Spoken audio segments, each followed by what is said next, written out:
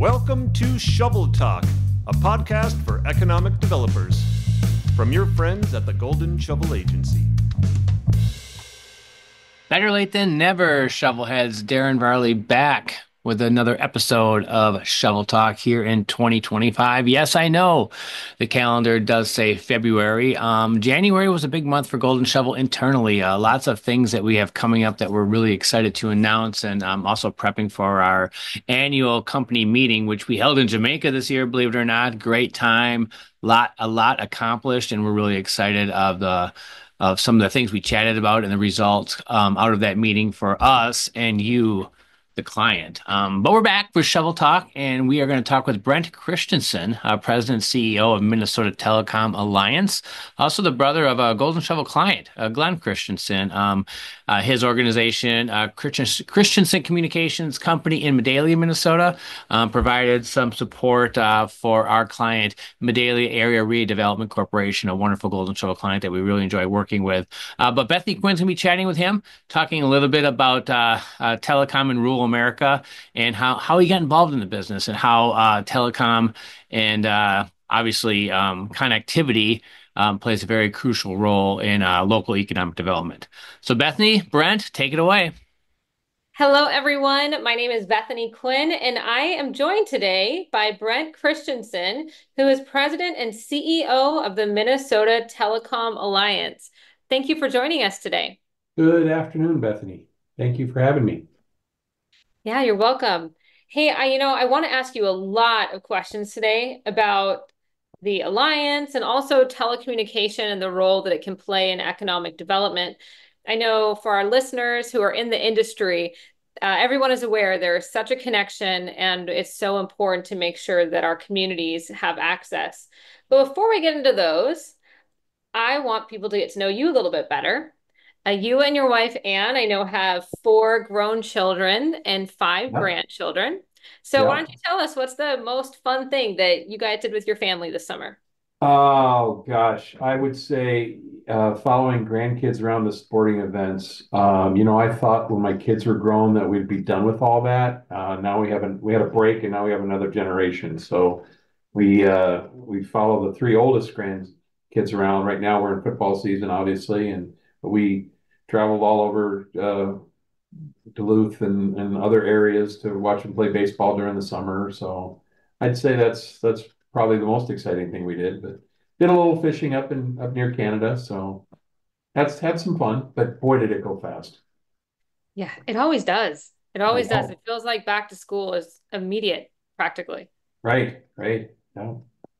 But no, that's great. Now, I know that you have been in the telecommunications industry for a really long time. Just to give folks that are listening a little bit of your background, you and your family actually own Christensen Communications Company. So that's a family-owned telecommunications company. Yep. And now you are president and CEO of the Minnesota Telecom Alliance. So you have definitely had experience in the industry, both as an individual, business owner, and then also overseeing other companies in the state.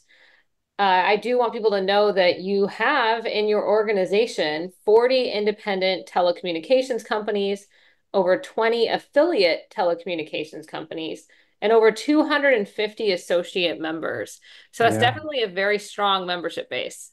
We're there seems to be a lot of independent, I'll call them broadband providers now with traditional landline telephone companies in the Midwest, and Minnesota's second to Iowa in the number that we have.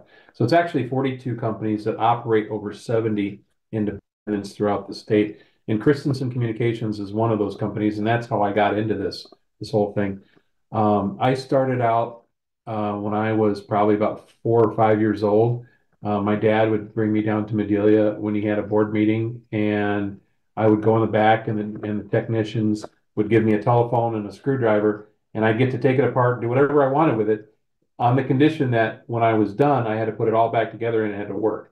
They were joking, but I didn't know that, and so I had done that. When my grandfather had led the company, I was in high school, and I came up and I was the summer help and the guy who was on the end of the shovel when we were putting cable in the ground and fixing phones and doing that sort of thing. And then left for a number of years and came back in 96 and moved here permanently and started out as an install and repair technician. And then I became the general manager of the company and got active in the state association because we are such a small company. And then one thing led to another, and next thing I know, I'm here at MTA. So it's been a fun ride. So were you always able to put it back together? And that's my one question. Yes, I was because I was afraid of what would happen to me if I didn't. So Okay. yeah. Well, I think that's fantastic that you have a background of working in so many roles within the organization. How does that influence your view of training the next generation of talent to work in the telecommunications industry? That's a really great question because the industry has changed so much. Telecommunications is the only competitive utility. There's no competition in gas or water, just telecommunications. And we had been a monopoly up until 96, and the federal act changed all that. So now I have members that compete against other members. So, I tell everybody my job at the Alliance is I'm the groundskeeper. I mow the field, I line the field, I make sure that everybody has a level playing field to play on, and then the teams go at it, and then whoever wins, wins. Um, and through all that, we're trying to work to keep the family feel that our industry has always had. Um, about half our members are co-ops, and the other half are family-owned companies and commercial companies. And so, being able to keep those relationships and even now in a competitive world, work really hard to keep those relationships so that we can do our job and serve our customers because we're the local providers. We're the ones that excuse me. I tell everybody we're regulated by the fourth regulator, and that's our customer. And if they don't like what we do, they'll go somewhere else. Sure. But yeah, I think that's really interesting how in your role you do see the camaraderie between the different companies, is what it sounds like. Yeah, yeah. And I mean, Christensen Communications has about 1,200 customers, and we can't do all the things that the big carriers do on our own. So we have to have relationships, and we have to be able to have resources so that we can offer our customers the same thing that they can get anywhere else, plus great service. So we do everything that the big carriers do in the big cities, plus we answer the phone when you call. So I mean that's an important thing that common denominator that we all share in the alliance, and so we work real hard to foster that and to keep that going. All right, Brent, maybe you can tell us a little bit more about the Alliance's main initiatives. Well, our initiatives and our goals in the Minnesota Telecom Alliance really mirrors what the state's trying to do, and we're trying to get border to border broadband. We're trying to make sure that all Minnesotans have access to quality broadband, and um, there's a variety of ways to do that. And most of the time, as you know, I mean, you have to put a business case together. It doesn't matter whether you're a nonprofit cooperative or you're a for-profit business. You have to put a business case together. You have to get that return on investment. You can't lose money on it. And there are times when that doesn't necessarily work. So we have to use other resources. So we'll use state or federal dollars or grant dollars to tip the scale on that business case and try to get to those hardest to serve. So we've spent the last probably 15, 20 years replacing our old copper network with fiber, and we're just keeping going, and we're going to keep going until we get everybody hooked up. That's awesome. And, my next question was going to be, how does achieving those goals benefit our communities? I'm sure you actually do have some data on that, on the economic advantages, right?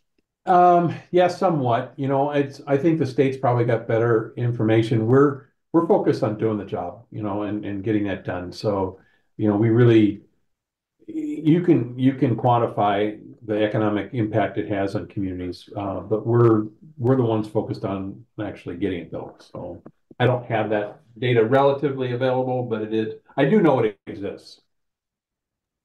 Yeah, absolutely. And I mean, we hear that all the time is the fact that if there isn't good networks, it's really hard for folks looking to move into a community. Oh, especially yeah. with the fact that in many families, you might have one parent that works remotely now, at least Yep. part of the time. So it is definitely a big driver. Yeah. In economic development, I know that's at the core of what Golden Shovel does, and that's why we've had a relationship with Golden Shovel, because economic development is at the core of all of our member companies. I mean, if we don't grow our communities, we don't have customers. We don't have customers, we don't have a business. So it's a mutual respect and it's a mutual collaboration that we have. I remember one time when I was in high school and I was working for the phone company in the summer, and my grandpa and I were walking across the street, and he stopped me as before we crossed the street, and he was telling me how important the telephone lines were in our community, and he equated it to the veins running through a body. We kept everything connected. Um, and I worship my grandfather, and I thought in my head, I don't know why you're telling me this, Grandpa, because I will never come here and work and be part of this. And I'm close to 30 years in the industry now, so but So Grandpa was right. he was right, but he was connected to the community, and he saw the importance of us and how we keep everybody connected. And economic development is such an important part of what we do, because if you can try and grow jobs and you can try and do all that stuff, but if you don't have the utilities and the infrastructure to do it or know about what you've got, then it's not going to work. So you have to have that close relationship with the local broadband providers and obviously other utilities too, but obviously I'm focused on the one side of it. If you don't have a good relationship with those local providers, then you're not going to be able to grow your community. Yeah, absolutely. Establishing that network is so important. And it's interesting because we're seeing so much change in the economic development industry in regards to who's leading organizations. And that's probably one of the first things that you need to do is really pull all your partners together when you go into a new community. And that includes your partners on the utility side to know Yeah, what the capacity is and availability for growth. right. Yeah, and that's important too, because when we're making plans to grow our infrastructure, we need to know where it's needed and where does it need to grow. And so having those conversations and those relationships is vital for small communities. In 2009, my dad and I started a nonprofit economic development that does the eastern half of the county we live in. It's co-funded by Christensen Communications and the county. And the reason we did that is because we didn't feel like there was enough being done with economic development, and so we're actively involved in that to this day. And we have to bring those people to the table. We have to have those relationships. You've got to know what resources you have available to you in order to be able to grow your communities. And the days for small towns like ours chasing 200 job factories, those are over.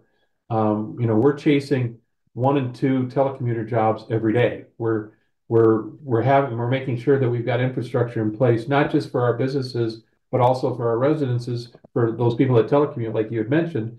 And then also, so when you recruit a doctor to town, their spouse may bring their job with them. You've got to have the infrastructure for that. So that's those things are part of an evolving mindset with economic development. Yeah, absolutely. And looking at things more holistically, which is exactly what you're mentioning. It is very interesting how much things have changed. As you mentioned, people aren't necessarily going after that 500 job employer anymore. So you have to look at how you can support a wider range of industries, a wider range Right. of needs, and infrastructure plays a big role in that. Yep. Yeah. One of the things that I was hoping you could expand on is a story you just shared about how you and your dad and your company created and then supported an economic development organization. That's a pretty cool story. Maybe you can tell us a little bit about that. And if you're aware of any other stories that you could share for how telecommunications companies have gotten directly involved in economic development, that'd be great. Yeah. So in 2009, before that, the Watonwan County had a full-time economic development person. and they left. And so instead of hiring a replacement, they took the budget money for that and they split it in half. And they gave half of it to the city of Madelia, do the eastern half of the county, and the other half to the city of St. James, do the western half. And the city of Madelia at that time was just putting it in their general funds, and they weren't really doing a lot with it. And we just felt like we needed to do more in the community. So we stepped up and said, okay, county, if you give us that money, we will match it, and then we will take care of the responsibility. And they did, and we formed the Madelia Area Redevelopment Corporation, or MARC, that's still in existence today and still doing economic development today. That's just one example. I've got tons. I'll try and short them down. We have another example where one of our members, they had a strip mall in a small town that went out of business.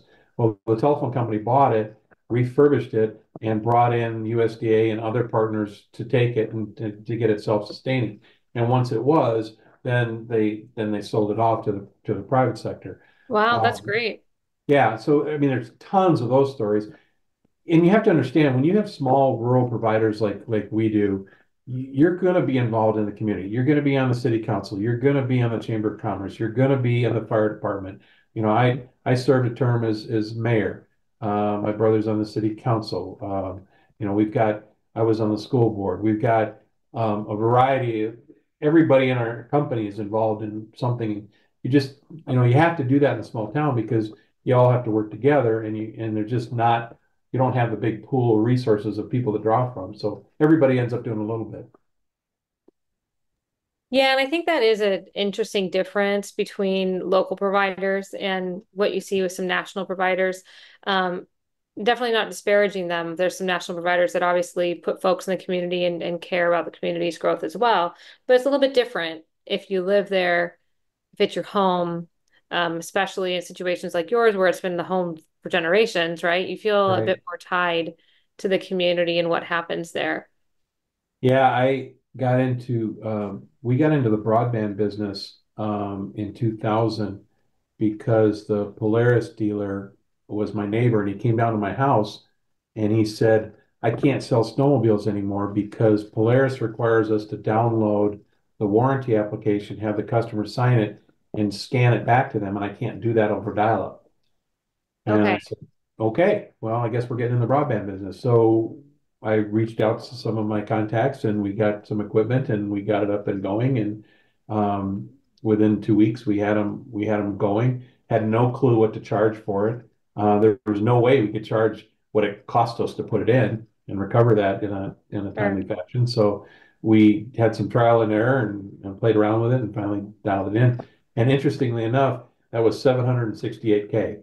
So it was half a meg or half of a meg and a half.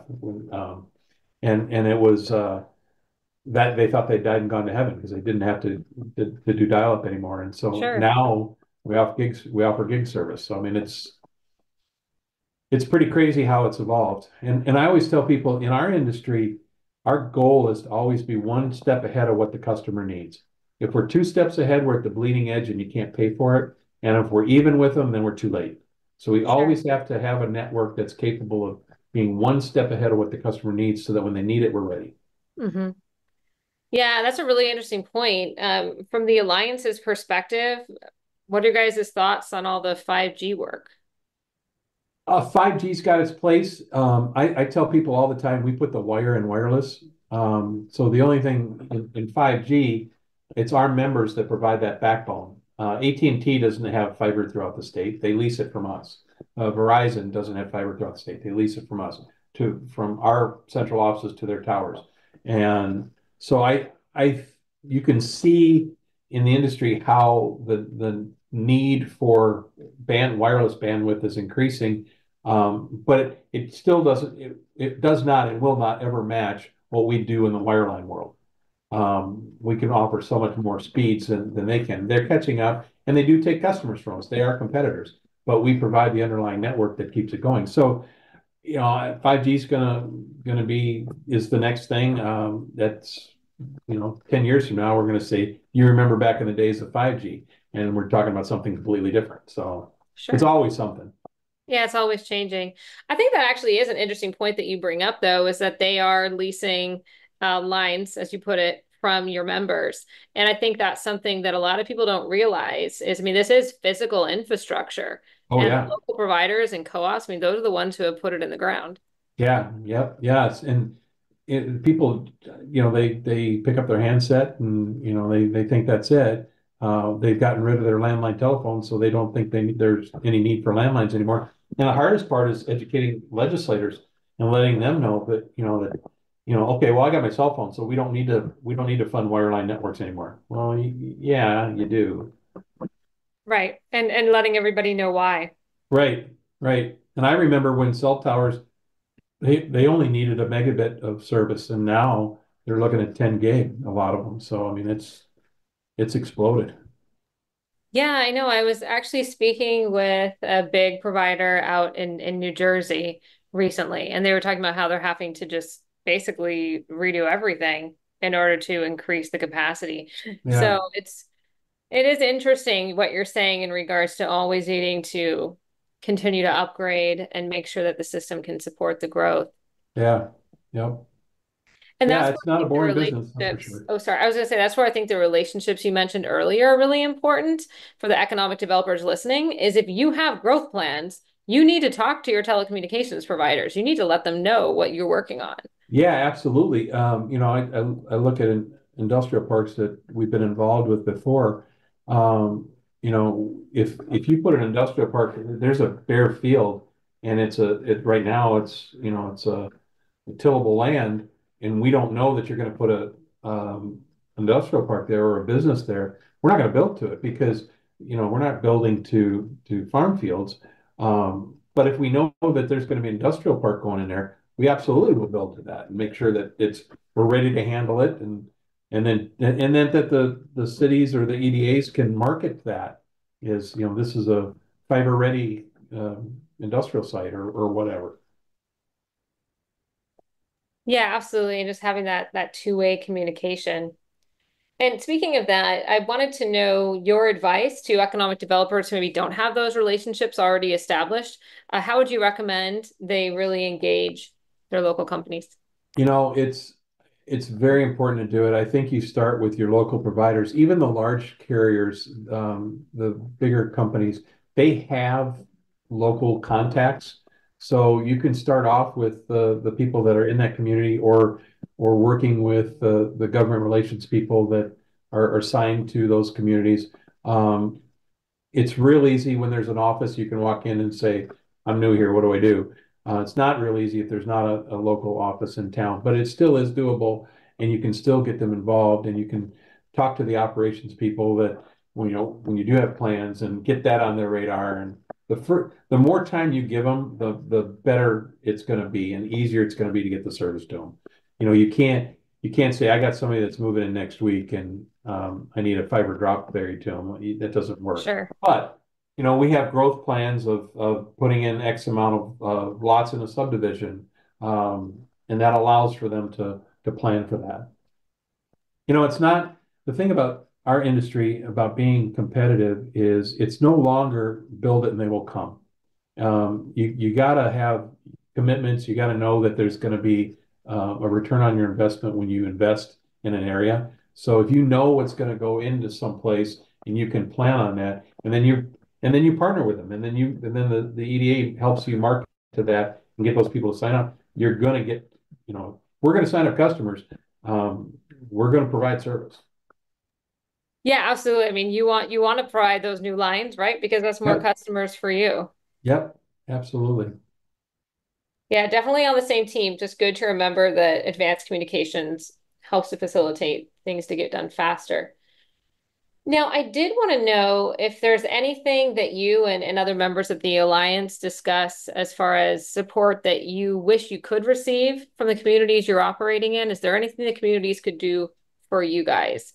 The hardest thing that we run into is people thinking that because we're local, we don't have the same knowledge and expertise that other places have. And for the first 100 and some years of the telephone industry, our goal was to be invisible. You make sure you have 5 nines of reliability, nobody calls in to complain, and everybody's happy. Well, we do a really bad job of marketing ourselves, And so just because it's a local provider doesn't mean that they don't know what they're doing. And so I know in areas where we compete against, where we were not the incumbent provider, where we built out, people know what bad service is like. So they thank us up one side and down the other for providing good service. Well, a lot of times in our incumbent area, they don't know anything else. They don't know what bad service is like. So when they get good service, they expect it. So they forget about that, and it's just, I don't want to say take it for granted, but just not necessarily always thought of. So remember, if you got a local provider, then be sure to thank them. Yeah, absolutely. Absolutely. And that is a very good point about local knowledge. In some cases, that local knowledge actually may be a bit more extensive in the sense that people have, been in the industry a long time. Right. Yeah, that's a Well, very good point. when you got a customer that calls up on a Friday afternoon and say, I need service turned up at this house, they take it for granted that it's going to get done. Well, most of the time it does get done, but it's not something that happens everywhere. Sure. Yeah, absolutely. No, that makes a lot of sense. And, again, it's been enjoyable to see how your family's company has been involved in economic development. And I definitely appreciate the work you're doing at the Alliance. The reality is that we all learned during the pandemic that access to broadband, access to fiber, what have you, is really important to our lives. And a lot of this effort, especially in rural America, started with, small companies such as yours and that of your members. So I know that everyone's probably more appreciative and aware now than they were a few years ago. Let's put it that way. Yeah, I agreed. Now, Brent, I do have to tell you it's time to play a game. Are you ready to play a game? I'm ready to play a game. I'm always ready for a game. All right, perfect. So this game, I'm going to get out my stopwatch here. I'm going to ask you 10 questions, and I'm going to see how long it takes you to answer them. These are random questions, and for everyone listening, I have not shared them with Brent, so we'll see what he says, okay? And Bethany, you do realize that I'm old, so my reaction times are not what they were once before. I have faith in you. Good. Let's go. Let's do it. All right, you can do this. I can. First car. AMC Gremlin. Favorite dessert. I would say key lime pie. If you could be a superhero, who would you be? Oh, the Green Lantern. Favorite vacation destination. Hawaii. Book you are reading now. The Choir Boys by Joseph Wambach. Top of your bucket list. I don't have a top of blew it. Sorry. I'm spending time with my family. Got it. Go-to song. I would say Boats to Build by Jimmy Buffett. Something you can't live without. My wife. What you wish you would have known when you started your career. How much fun it was going to be. What you want to be remembered for. Bringing people together. Okay, the old guy rocked it. You came in at only 59 seconds, and our average is a minute 30. So, point for the old guy, apparently. Yeah. Yeah, you did good. You'll have to go tell Anne that you nailed it. I will. Well, thank you so much for joining us today. I really appreciate our conversation. And, I know that your organization puts out information as well. So if anyone wants to learn more about the Minnesota Telecom Alliance, why don't you give your website address so they can go visit you? We're at www.mnta.org. Perfect. Thank you so much. And we'll talk soon. All right. Thank you. Maybe a little slow out of the gate, but we are off and running in 2025 Shovelheads. Like I said in the intro, we got a lot of wonderful announcements coming up, so I think I'll keep my outro a little bit short for this episode. But I do want to ask you to leave a review of Shovel Talk on Apple Podcasts. That's really good for our analytics, and hey, who doesn't love great analytics, right? So, all right, Shovelheads, we are done for the episode 1, and we'll be back soon with another episode of Shovel Talk.